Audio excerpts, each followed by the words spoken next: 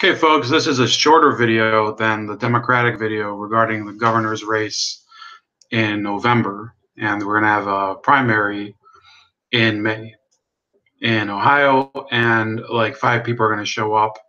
And half of them will be people with warrants, and the other half will be people that are concealed carry people. Those are the only people I think that really give a fuck about voting in Ohio in the primary. And for governor, you have Mike DeWine, who's our Attorney General, former senator, running against Mary Taylor, who's the lieutenant governor right now for, our veteran asshole, John Kasich.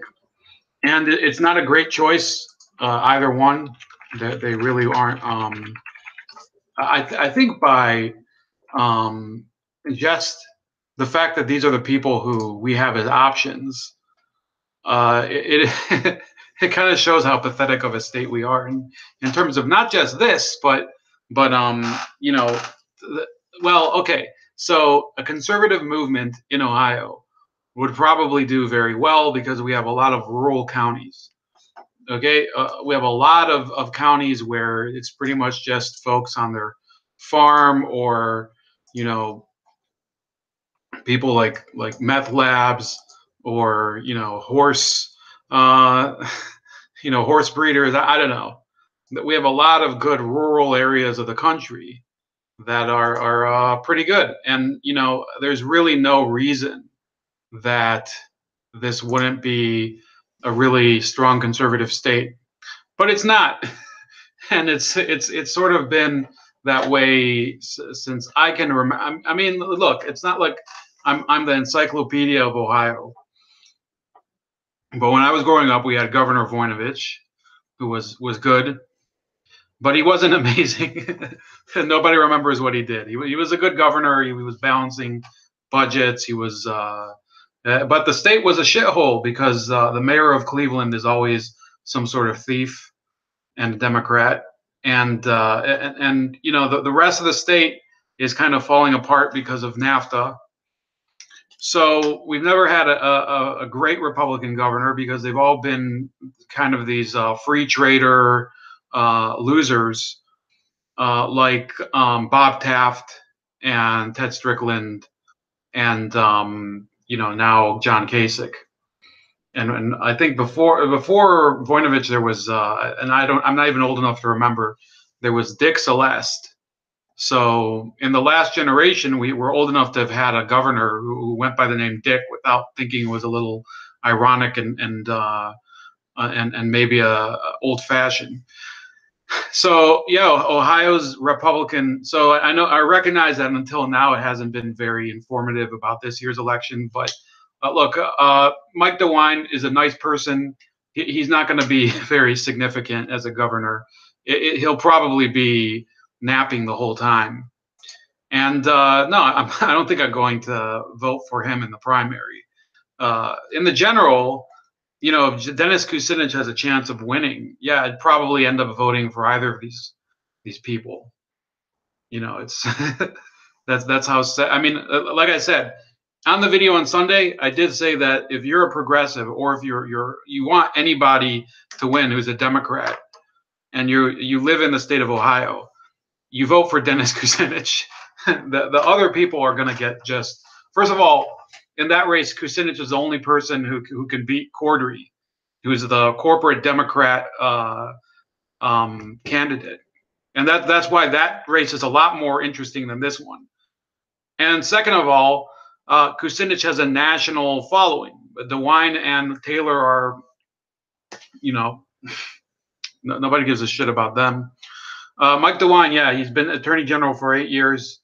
Hasn't been a horrible Attorney General. I think he was integral in a number of good cases, fighting against federal encroachment.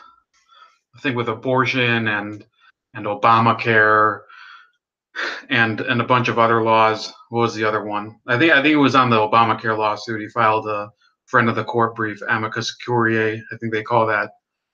I'm learning more and more of these legal terms. I might end up, becoming my own defense lawyer one day. What else did he do? Yeah, he was not horrible on gun control as senator, but as attorney general. Sorry, but I heard as senator, he was very much of a moderate on it, which means I'm not going to vote for him in the primary. Um, and then the rape kits thing. There were a lot of rape kits in Ohio that hadn't been tested for years, and he did get that done. So he's not a horrible choice. It's just like he's 71 years old. He would probably go along with a number of Kasich's policies, including, to some extent, keeping some of the Medicaid expansion, which, I know people do need the Medicaid, but it is running up the budget of both the state and the federal government. And yeah, if you really want to be consistent, you have to deal with that somehow. I don't know what Mary Taylor's plan is. I think she did mention it. She decided. I was listening to the whole debate yesterday between Taylor and Kucinich and sorry, DeWine. That's how uninteresting it is. That I was imagining if Kucinich was in the debate and not DeWine, it would probably be a little more interesting. So yeah, she was saying that there has to be a totally different model of healthcare for affordable people, that's affordable for people. Well, I think that in the end she was saying it would have to involve totally dismantling Obamacare in Ohio, which I would be in favor of. But you know, we'll have to see how developed of a policy she has. DeWine didn't really commit to anything on that, and I think that and the whole gun control ambiguity is why I'm not going to support or vote for him. I'll probably end up voting for Taylor if I go to vote at all. And then in the senatorial race, it would probably be a little bit of a more interesting conflict, because there are a number of people in the Senate race who are pretending, oh, I'm the real conservative. No, I'm the real conservative, and whatever. It's the same thing.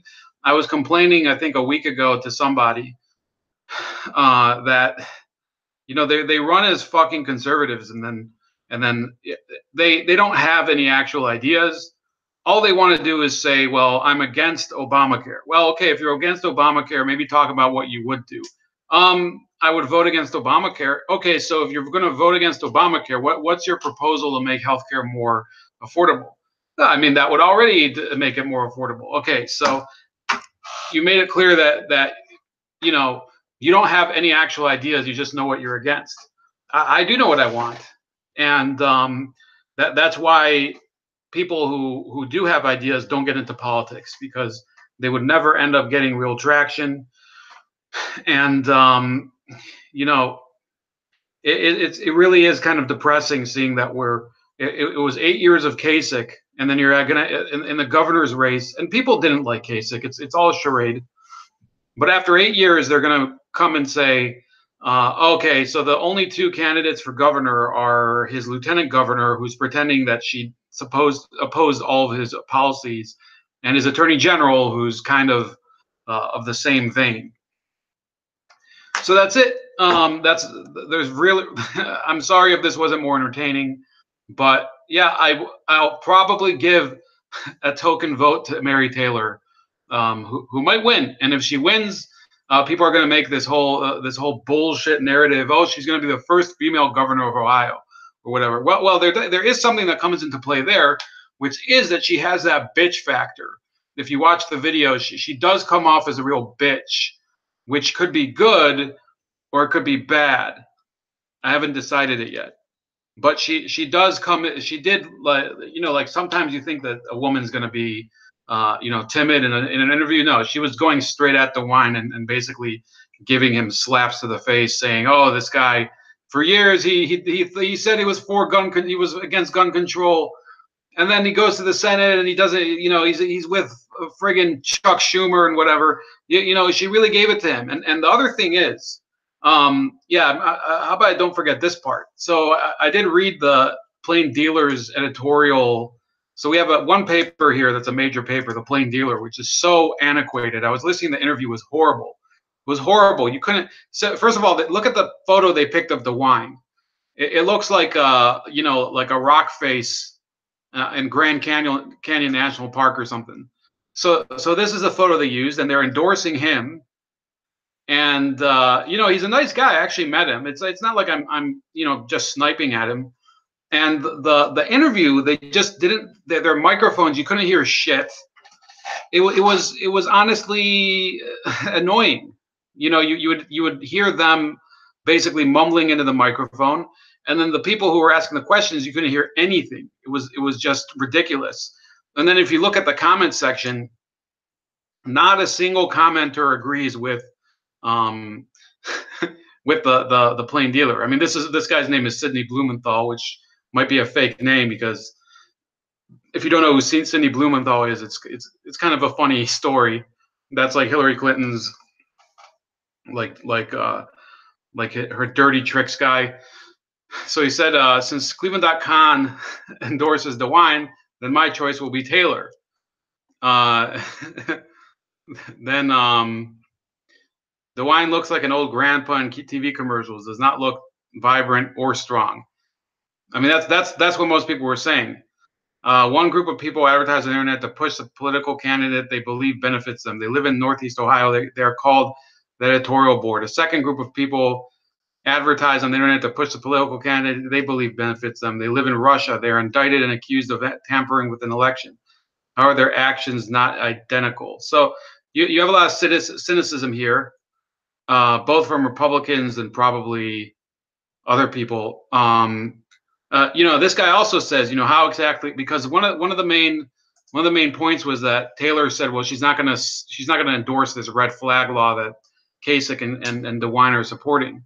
And the plain dealer made like a huge butthurt out of it, and they said, well, if she won't even accept even that common sense Republican gun law, then she's really out of touch with the values of Ohioans. If you haven't noticed, plain dealer, you've been endorsing Democratic candidates for years, and they keep getting just bandsawed by the voters. They just get destroyed. What's his name? Strickland ran in 2016 for senator. He lost by like a 2-to-1 margin. I mean, just take yourself seriously for once. Actually make a choice that people will actually care about, or don't even make just make a endorsement in the Democratic race. By the way, them endorsing Kucinich in the race, they did it for a lot of the wrong reasons. Kucinich's reason, why would you want to vote for Kucinich as opposed to the other swinging dicks in the Democratic primary, is because he actually embodies the views and hopes of liberals and progressives that are for real. Like they're anti-war, they're for that whole universal health care bullshit. So that's why you would endorse him. You don't endorse him because he represents Northeast Ohio and the values. And good night.